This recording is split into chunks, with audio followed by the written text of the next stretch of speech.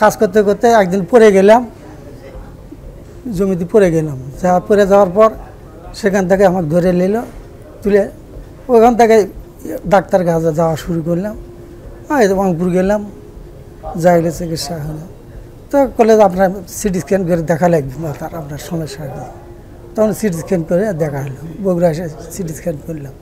আমার রোগীর brain tumour আমরা বগুড়া দেখাইলাম, হয়নি ওখানে।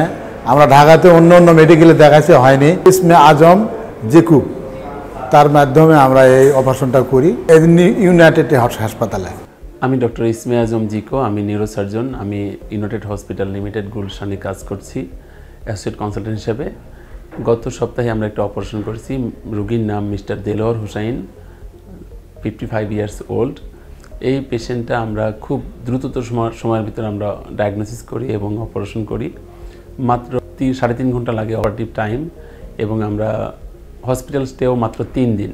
আমরা রবিবার অপারেশন করি, রবি, সোম, মঙ্গল আমরা বুধবার দিন পেশেন্টকে ডিসচার্জ দিয়ে দিই। পেশেন্ট অনেকটা সুস্থ হয়েই সে হেঁটে বাড়ি চলে যেতে পারছে। তো ব্রেন টিউমার যে অপারেশনগুলো আমরা এত সুইফটলি অত্যাধুনিক মেশিনপত্র দিয়ে অপারেশন করছি বিধায় খুব দ্রুত পেশেন্টের ডিসচার্জ দিতে পারছি এবং হসপিটাল স্টে কমে যাচ্ছে।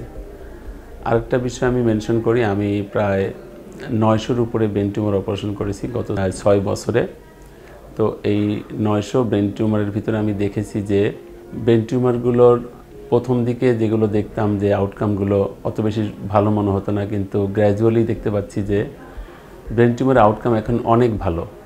এবং শুধু সার্জারি ভালো করলেই হয় না, সার্জারির পরে যে পোস্ট অপারেটিভ আইসিইউ কেয়ারটা এটা খুবই মেটিকুলাস হতে হয়, হলে ব্রেন টিউমারের আউটকাম খুব ভালো হয়।